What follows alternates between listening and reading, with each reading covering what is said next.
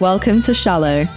One podcast, two time zones, diving deep into a new topic every week. This week, we're diving into the Manosphere, the viral Netflix documentary that has sparked thousands of online and in-person conversations, and why it struck such a nerve. With Louis' signature blend of curiosity and quiet confrontation, he steps into a space that many avoid, aiming to expose and question what is fueling such extreme ideologies. The Shallow take: the internet's manosphere can seem like just another pocket of niche online culture. But lately, with algorithms pushing extreme voices and lonely young men searching for an identity, what starts as curiosity can quickly spiral into something more influential and more dangerous. Let's dive in. Phoebe Whittle, how are you doing? Lucy Bell, I'm ready to shut up and nap and talk about this with you. I think that's what they say in the documentary. But yeah, I'm good. I feel slightly baked because I went for acupuncture today and I'm feeling a little bit like the mum in the Thailand season of The White Lotus, just very zen. So I'm good. How are you? I love that. I mean, I've never had acupuncture before, but the thought of the needles going in like freaks me out a little bit. How were you with it? Yeah, I'm not a needly gal. You know me, like I'm scared of getting my ears pierced. I still haven't done that. I need to do it. Injections, all of it. But I will say, like, it was so minute. Like, it's a tiny little scratch, and that was it. I would honestly recommend it. And do you feel zen? Yeah, I feel zen. I feel really zen. Ready to get riled up with today's topic? I am, yeah. Like, I'm ready to. But before that, how are you? Have you got a recommendation this week? Yeah, I have a recommendation. I'm reading The Year of the Rat by Harry Shukman, and it's actually very relevant to today's topic because this is a British journalist who is part of a charity called Hope Not Hate, and he actually infiltrated Britain's far right for an entire year, and he ended up joining Britain First. And the things that he uncovers and does and experiences during that time is astonishing. And yeah, I would just really recommend anybody to read it. It's not very long. You can also find it on Spotify as an audiobook. And I think he reads it as well. And yeah, it's just really eye-opening to kind of some of the young men in our country and what kind of ideologies they're going down. And I think leading into this conversation, I think surrounding kind of neo-Nazism, especially in the UK, is it's on the rise. Like, this book was really shocking, you know, and you see a little bit of that in this documentary as well with the neo-Nazism, and it's quite stressful. So moving on to the documentary, what is it about? In case anybody hasn't watched it and is just listening to this just because they're curious, Louis Theroux, Inside the Manosphere, is a documentary investigating the online, often extremist subculture of male influencers promoting traditional masculinity and anti-feminist views. Theroux explores how these figures build loyal audiences and monetize controversial content, focusing on how they sell advice on dating, success, and male dominance to younger men.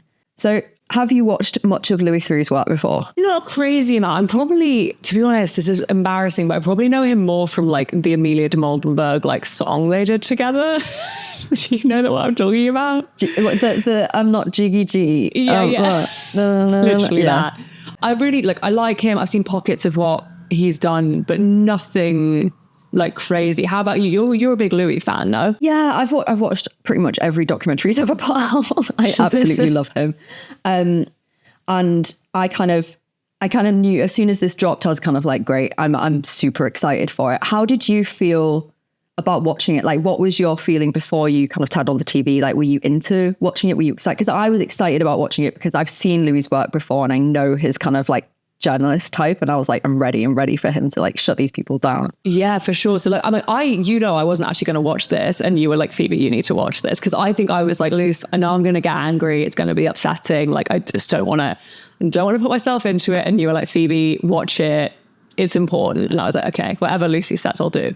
But no, I think when I started watching it, I honestly felt like it was almost a bit of a joke. It felt like a parody. I was like, oh, this is a piss take, right? I don't think even the guys in this documentary believe what they're saying. Like it felt like they were like, we're just trying to sell something, like they're grifters. And then it kind of expanded to like, oh no, oh fuck, this is really bad. Oh, this is really bad. This is really depressing. That was kind of like the funnel journey like I went down. How about you? Because as you say, like you were excited to watch this. You were ready for this doc, weren't you? Yeah, I think I was really curious to see who these people were that he was interviewing, because obviously we're so far removed from this side of the internet's algorithm. Like it will never touch us, especially as our demographic of like women between 25 and 35. It's just never going to touch us. Podcast. So it was interesting it was really interesting that like the first guy, HS Toki, was British. I was like, oh, okay. Because I think a lot of the subcultures that Louis investigates, they're always kind of strange American ideologies. Like, you know, he's investigated like the Westboro Baptist Church and the neo-Nazism in the US, and all these kind of weird subcultures, and that's his kind of vibe. And I was like, wow, the first guy that we're bringing onto the stage is this British influencer. Speaking of the people in the documentary, I'll just reel off who's actually in it. So there's HS Toki. He's an influencer. He's a streamer. I think he made a lot of his money streaming, but now he's kind of this, I'd say he just has like a pyramid scheme, like for young guys. Yep. We've got Justin Waller, which was one of the most shocking people on this show. He's a US-based wealth influencer and associate of Andrew Tate, and I think you can kind of see that during the documentary. Myron Gaines, who's host of the Fresh and Fit podcast, which I think is some of the most shocking aspects of this documentary. We've got Sneeko, an American streamer, Sterling Cooper, a lifestyle coach and former adult film creator. I just want to, before we dive a little bit deeper, I just want to ask you, off the top of your head, what is the thing that sticks out from this documentary the most? What shocked you the most about this? God, that's a good question. To be honest, I think I was actually like the cohort of young fans that like are obsessed. Like I almost had to see it to believe it. I like felt they were almost set up at one point. I think that was the thing that shocked me the most. Like obviously, yes, the content is shocking and what these guys are doing and how they're making their money, it's all incredibly shocking. But I think when I saw the fans like run up to these guys on the street and like, oh my God, I love you. And it's like, oh my God, why? And like, I think when that's the main point of concern to me that I'm sure I'll probably go into later is like the effect it's having on like young, impressionable, generally male minds. That's the bit that like was like, oh, fuck. How about you? Yeah, I think I totally agree with all of that. And that is very prevalent for me as well. But I think what most shocked me, a specific moment, was when Louis was interviewing Myron Gaines, the podcaster. So this guy, I mean, I haven't watched any of his stuff apart from on the documentary, but he kind of gets women onto his podcast to berate them and belittle them. But the women go on there to promote their OnlyFans. Yeah. So he will say like the most disgusting, like misogynistic slurs, like on camera, and it's absolutely vile. But then it was more of the off camera. Louis was interviewing him and his girlfriend came onto the scene. And just before his girlfriend arrived, he said, you know, I want to have upwards of 10 wives or whatever it was. I want to have multiple wives in the future. Yeah, it's a very big possibility. Like, yeah, my girlfriend's fine with it. And as his girlfriend kind of came onto the screen, you know, Louis instantly took that and like threw it back and was like, yeah, so how do you feel about this multiple wife thing? And she was like, the what? Almost. She was like, and I think it's more of the personality on YouTube, on his podcast, to what he's like at home seems to be completely different. It seems to be at odds with actually what he's potentially like. And then that makes me worry that he's just, you know, obviously he probably has some of these views, but he's being more extremist to get more money, to get more views. Yeah. But what I worry about is who's watching it, and who's watching it almost like silently in the background and not reacting and not running up to them in the street. It's like those like online, like almost like creepers that are like taking in this information. Do you know what I mean? Yeah, I know exactly what you mean. And also going back to the thing about what you said about they like go more extreme to get the clicks, to get the views. And also I think one thing as well is at the end, they showed them all as kids or doing YouTube. And I think that was really important because it feels so much more innocent, but also if they've been on social media for that long, they know that what gets clicks, what gets likes, what gets views. And it's like, how extreme can you go? And it's just like they keep pushing and pushing and pushing. And I did think that at one point I was like, do they even believe what they're saying? And I think the more I watched, the more I was like, oh, fuck, I actually think they do. But at the start, I was like, is this a facade? Is this just bullshit? Like, what are you actually like behind closed doors? Because I think when his girlfriend showed up, the demeanor changed. And I was like, okay, like, and you could see that she wasn't down for it. And he suddenly, like, he didn't want her interviewed and things like that. And I was like, do you think this is going to undermine you? That's where my brain went. Yeah, it was that kind of perfect picture that they got of him holding that like tiny little dog next to his girlfriend who's being interviewed by Louis. And he's like not speaking. And she's like, what? Don't know about that. And then he's like, dog down, woman out the room, like shut it down. And yeah, it's insane. And I think that was similar with HS Tiki-Toki as well, because I think he seemed to be more of the star of the show. He was in it the most. We kind of followed a storyline from beginning, middle to end. And at the beginning, he was kind of open to Louis being there. He had this funny moment where he talked to the camera, which I thought was hilarious. And Louis was like, I'm interviewing you. This is not a YouTube stream. I thought that was really funny. And there was quite funny aspects of this documentary. I think that's worth noting because I think it's so astounding, some of the things that they would say or do. You're like, surely you can't be behaving like this. Surely this is not true. Surely you can't be like, you know, having a go at Louis or screaming in his face. And then in the same breath, like 10 minutes before, having your mum like tell you to wipe something up off the floor and you calling them mummy, which was also crazy. I was like, there was funny aspects of it. But I think what you take away from it was, oh my, no, this is really dangerous. And especially when you see the violence from HS Tiki-Toki as well, because they actually catch him. They do this thing where they sting pedophiles, which I think is really funny because in the UK, a lot of the far right have this obsession with catching pedophiles and taking the law into their own hands. And it's interesting that this Manosphere thing is also the same. It's like, oh, it's almost like they have the right, or they are like the law, and they you know, the law doesn't serve them anymore because, you know, they're so far red-pilled that they take the law into their own hands. And I think it crosses over with that far right extremist view. And it was really actually quite harrowing, and just to see somebody get beaten up in the street, or to see that kind of stream cut to black and Louis watching it. And, you know, I think he catches up with HS Tiki-Toki after it happens, and he's like, you know, that doesn't usually happen, blah, blah, blah. And then in the montage at the end of the documentary, you do see just footage of him just beating people up. Yeah. And apart from like the kind of like the impact of what these influencers are having on women and all that for me, I was like, this is visceral. Like, I can't believe I'm watching this. And I can't believe for a minute that he's thinking these actions through. Like, how is he getting away with this?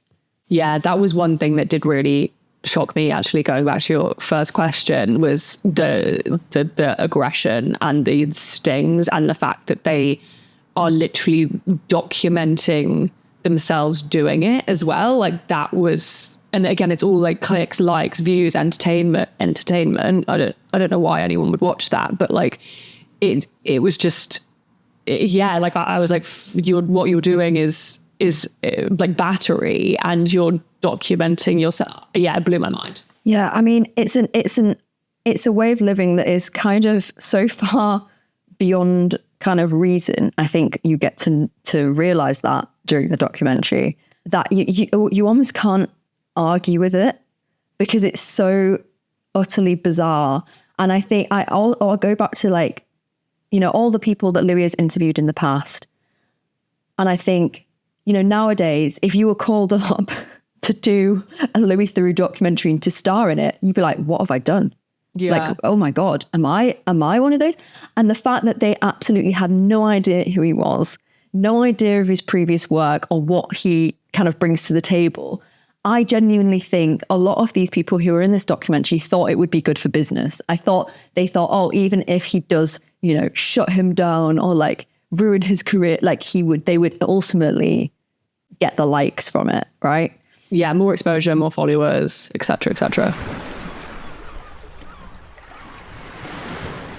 Moving on to kind of Louis' style of journalism and interviewing. Obviously, you haven't watched a lot of previous documentaries, which is kind of a good way to kind of analyze this, I guess.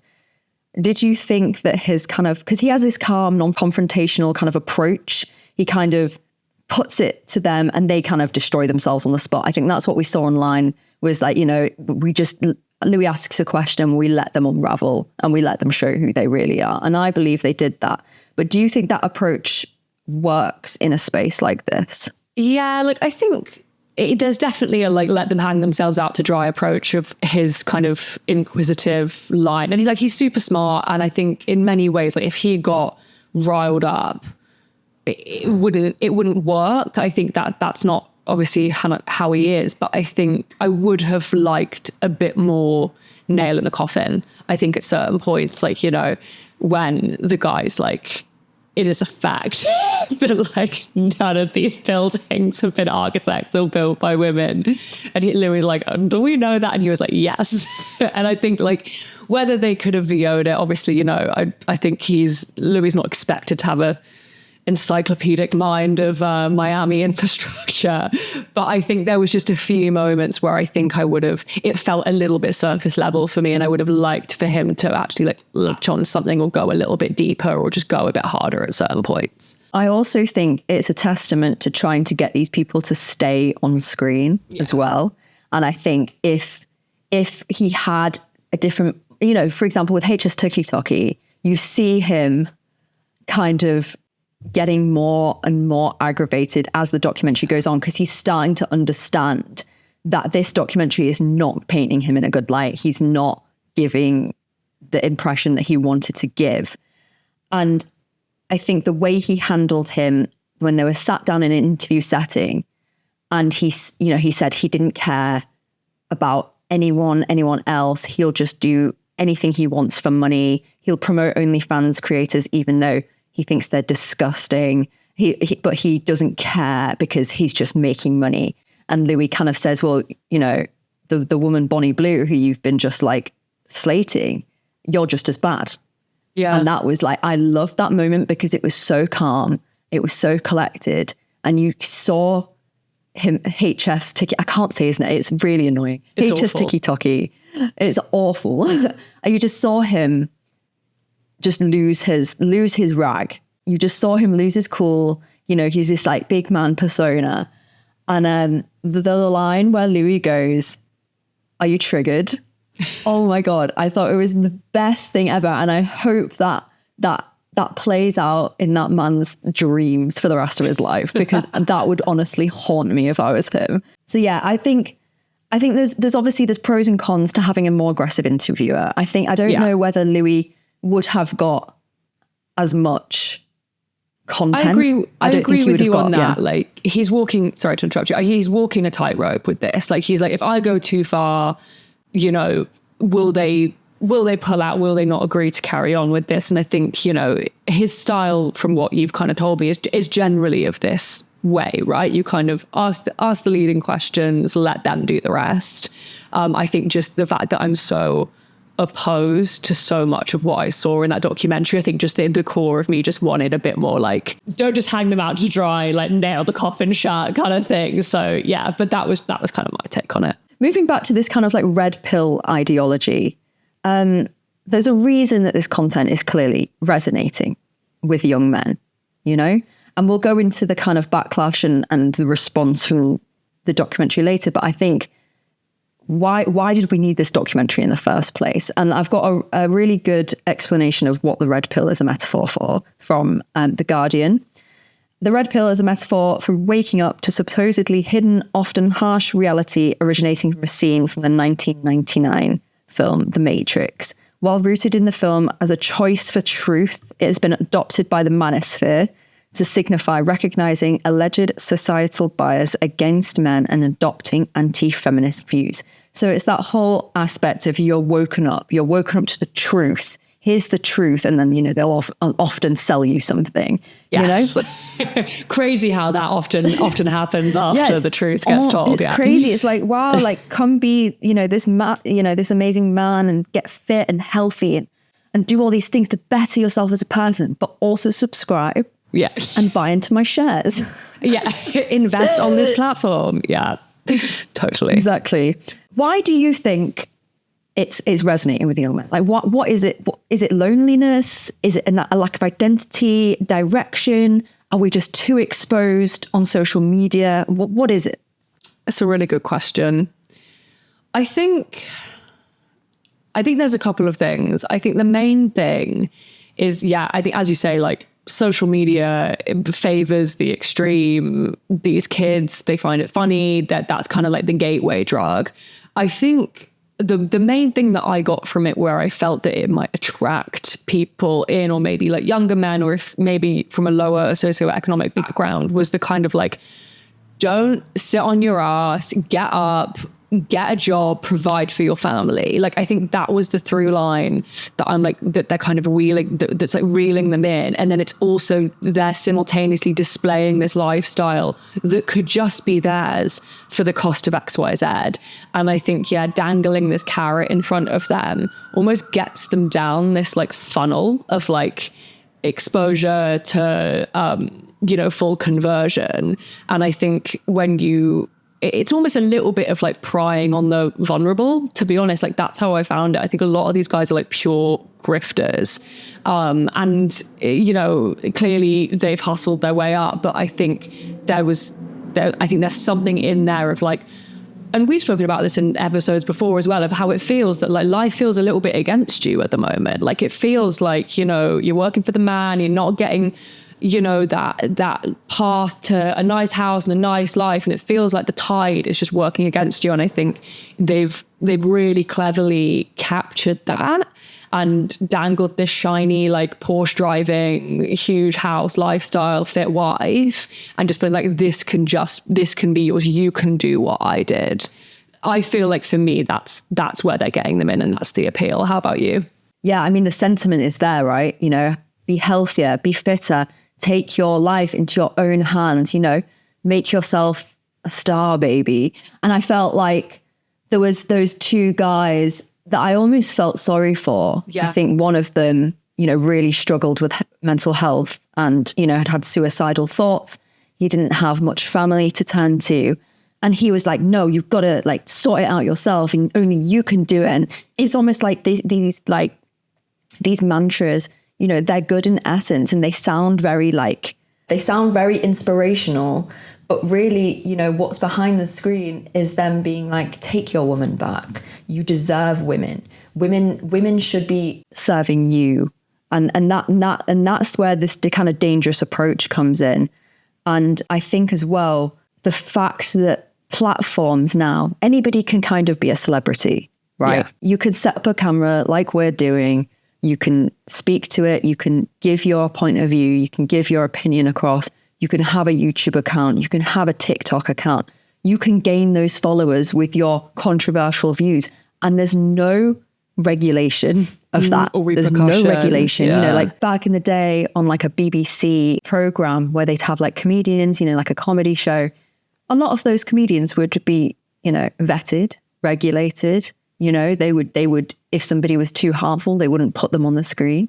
And I know it sounds weird talking about back in the day, because usually when you're talking about back in the day, you think, it was really terrible back then. But I think there was actually a lot more regulations in place for people like Andrew Tate, for Myron Gaines, and for, Justin Waller to not have a bigger platform as they should, because a lot of the stuff that they're spouting, i.e. no woman has, created any of this architecture, is factually incorrect, and that should be vetted, but it's not. So you're just getting a lot of people, millions of people or young men listening to this, thinking it's, the truth, and there's nothing else to it. And that's it's almost like when you follow a religion and you can't see out of it.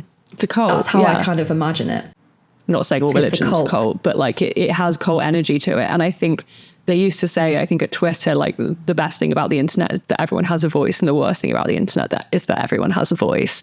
And what should be a tool for like, you know, good and creativity and like, I guess, yeah, to a point, freedom of speech. But then, yeah, if you're right, like if these passageways don't exist to these men, if they wouldn't be lifted up by necessarily traditional media, where would they have found their voice or their calling or their people? And yeah, you kind of take the internet away, and would these people exist? I guess, I don't know. And that's not to say extremists haven't existed. Of course, they've always existed to the dawn of time, but this obviously gives them an immediate voice and platform to find. And the way the algorithm works is that, you know, you go down certain rabbit holes and then it just serves you more of that. So yeah, I mean, speaking about people with voices, how did you feel about the women on screen? Because did you think that they had a voice? Do you think that I think that was quite shocking, because there was quite a lot of women through the show, mainly OnlyFans creators, content creators. It felt sad to me because I was watching them almost berate themselves, belittle themselves to further their career and to gain money. Yeah. I think it's really important that we mention that, because I think some of the gals on there were on there for their own reason and their own gain. And like, I think have it on, you know, that was it Hiram who had the podcast, you know, like Myron, the girls, the girls on there are on there to kind of bolster their own careers. But also I think when they cast for that show, they deliberately pull on women that they could humiliate, which is also really depressing. I think overarchingly, I would have liked to have heard more from the women. And I think it's really telling that the men on the show didn't want their female counterparts interviewed, and how Hiram was like silencing his like booking agent or something, because like cut that off at the knees, and that's for a reason. And I think I would have liked to have heard more from them, and just generally like more of what the impact this has on women, because this isn't just fuck about on the internet content. When you actually get to what a lot of these guys are saying, as much as they love to tout that they love women, they don't. They love to look at women and they like to sleep with women. If they wanted to further feminism or equality of the sexes, they wouldn't be speaking the way they're speaking. So yeah, I think I would have liked to have heard more from them. And I think my overarching feeling was, I don't think a lot of these women are down for this, actually, especially Hiram's girlfriend. She broke up with him. I think you could tell that she was visibly uncomfortable when they were interviewing her. The only one that, you know, actually kind of surprised me a bit was, was it Ed Matt? Justin Waller. His wife kind of seemed to be all right with it. Like, she was like, there's gender roles. He goes and does this. I go and do this.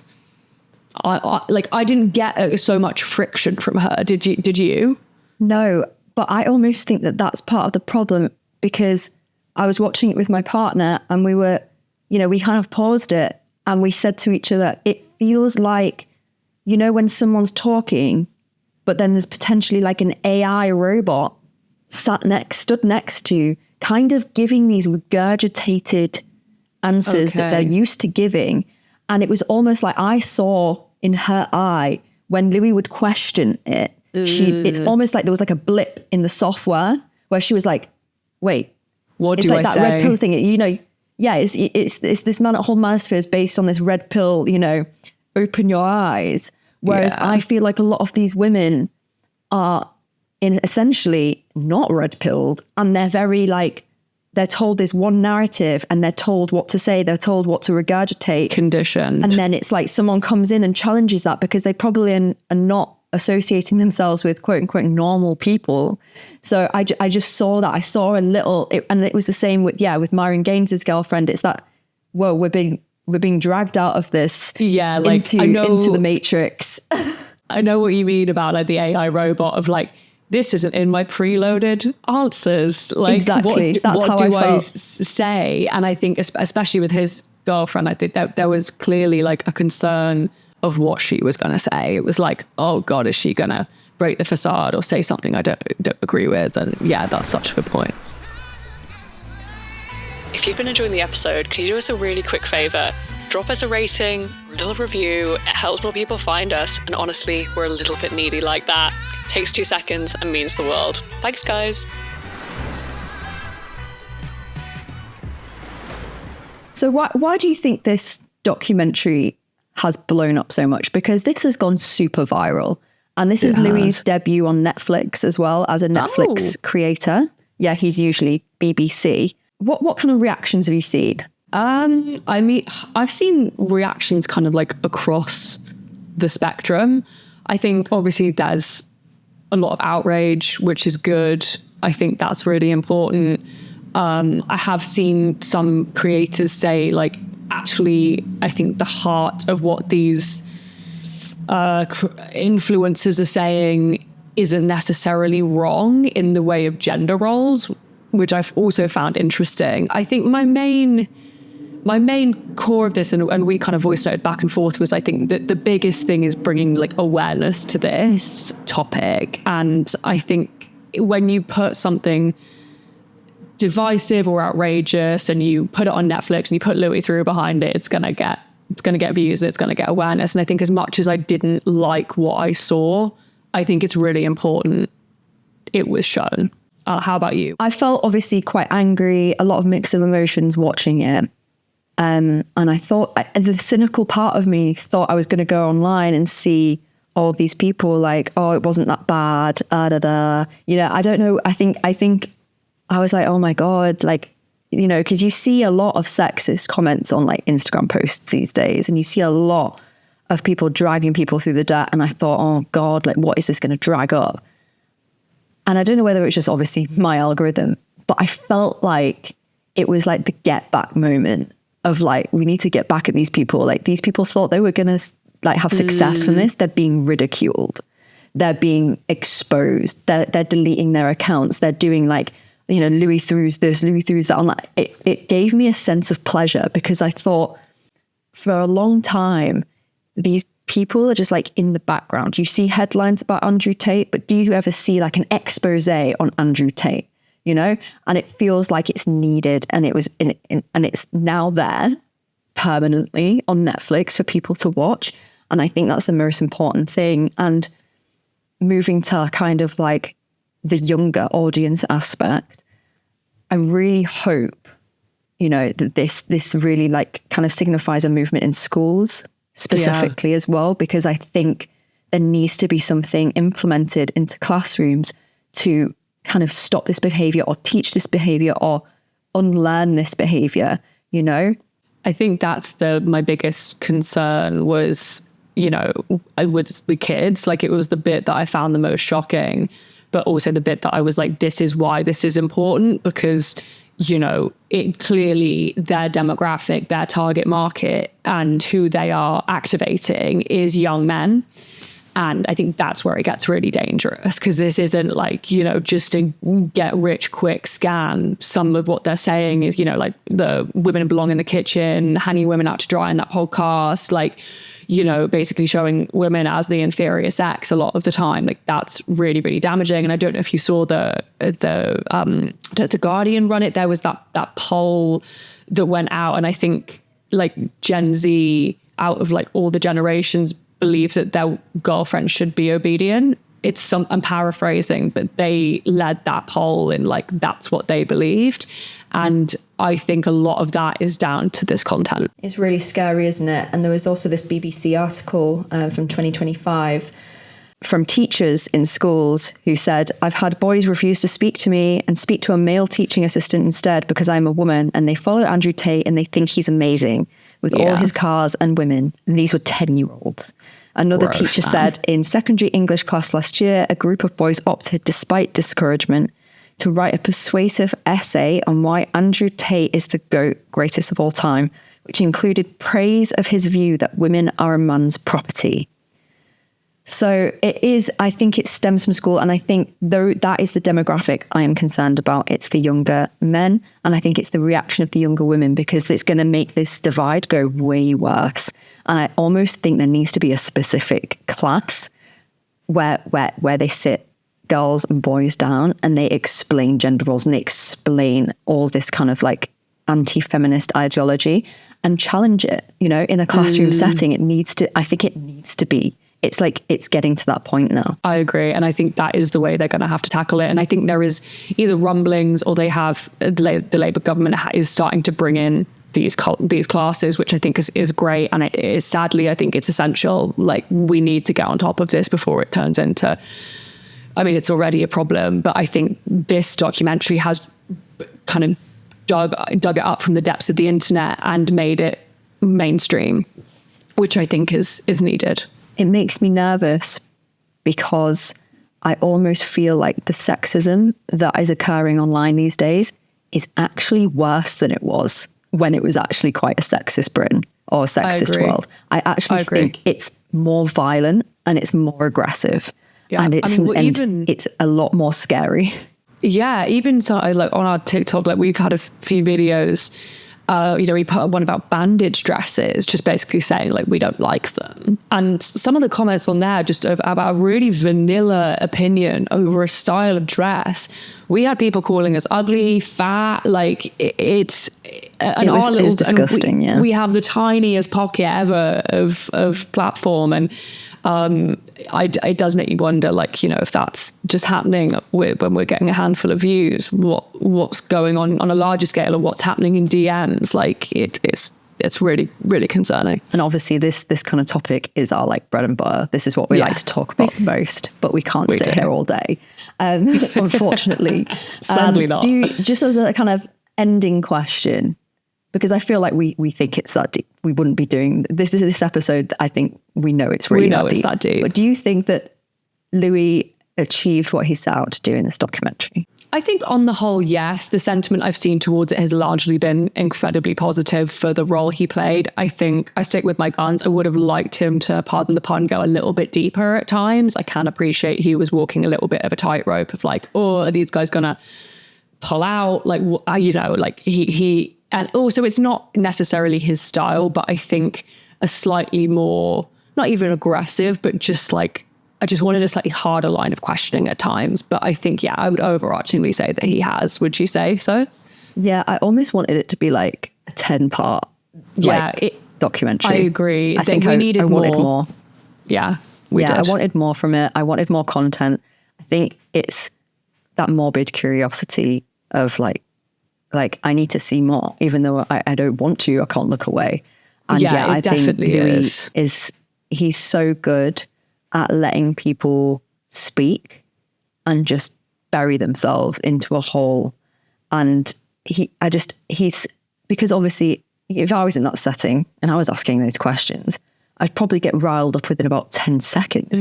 I think it's a testament to his intelligence as well, and his experience with such crazy people over the years. You know, he was once questioned, he was in a neo-Nazi group and they asked him if he was Jewish. And they grilled him and he stood his ground. He didn't answer them. He said, I'm not telling you that. I'm not telling you. He's got balls of steel, that man. Yes. And, you know, these people, he really does. And these people were like really violent. A quarter of the way through the talk. Sorry, this is wet. I was a quarter way through the documentary and I just texted you like, is Louis Theroux fit? Like, there is something quite appealing about this man. Yeah, I think there is though. And it's funny because in the beginning of that documentary where that HS TikTok is like grabbing Louis' muscles and Louis like laughing, he's like, you checking if I'm like ripped or not kind of thing. And he's so comfortable in his body, so comfortable in his mind, and he's so comfortable with his views. And that comes across and that's really attractive. And it's clearly what women want rather than whatever this documentary was showing. I think also there might be more coming in the sense, I think Nicola McLaughlin is doing her own documentary on the Manosphere, which I think will be really interesting and one to watch out for. And having that female perspective and line of questioning, I think will be great. I was going to say that's a female perspective on this would be great. That's what I want. I want that. That's what we need. I have one more question for you. Obviously, we kind of see this awareness as largely a good thing of kind of actually, you know what, shining a light on this is important and might drive positive change. The flip side of that is, do you think more people, now that this is there's more awareness, do you think there's a chance that that actually might draw more people into it? Ooh, that's a very good question. I almost don't think so, because I think it's quite embarrassing to follow these people now. Like, I think that was what my worry was, that people were going to watch this, or young guys were going to watch it, or they were going to hear about it from their parents, and they were going to look up these people and be like, oh, they're actually really cool. But I actually think the opposite's happened. I mean, there's a guy who's literally, he's dressing up as HS Tiki Toki and absolutely laying into him. It's so funny. And I feel it gives me a sense of gratification, because I'm like, at least somebody's taking the piss out of them. Whereas before I felt like, you know, he'd get the old Andrew Tate, like, oh my God, he looks like, you know, a dead fish. I don't know. But like, you know, they would take the piss out of him in that way. But I didn't feel like anybody was really, you know, challenging them online. And I feel like that's happening now. So at least there's that. There's a step. It's a step towards like maybe dismantling these platforms.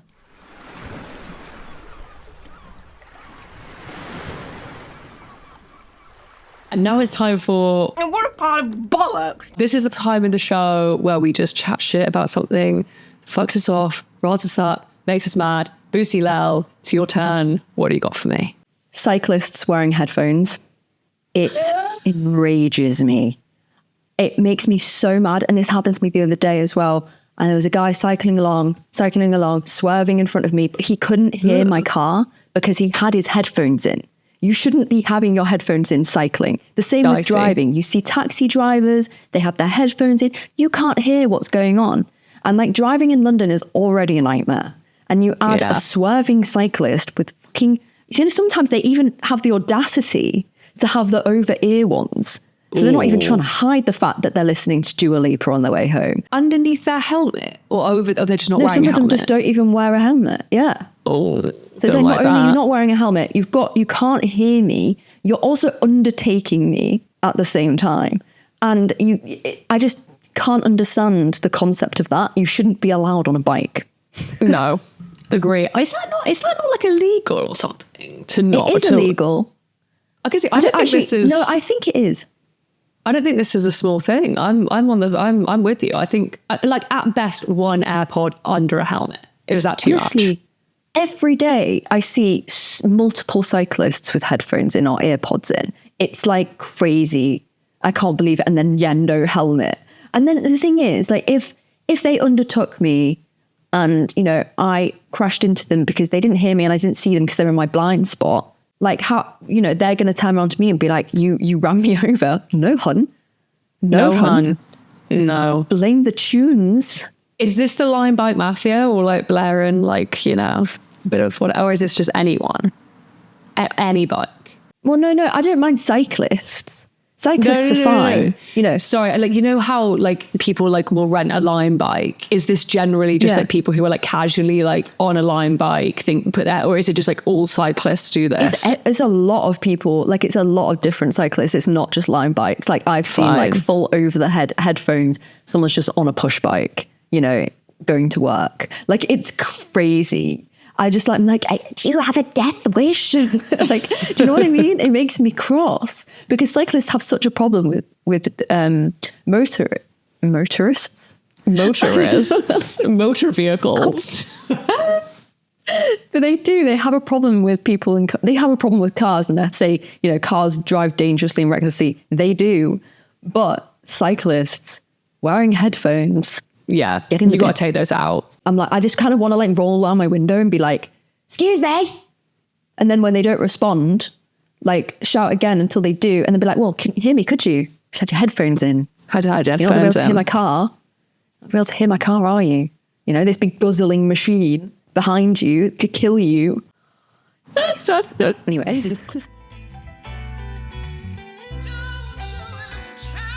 Thanks so much for listening to Shallow. If you enjoyed this episode, we'd love it if you could leave us a review. It makes a really huge difference in helping others discover the podcast. We always want to hear from you, so feel free to slide into our DMs, send us a bell, or follow us on Instagram at ShallowPod. Shallow is a boxed off production, written and hosted by Lucy Bell and Phoebe Whittle. We'll see you next time.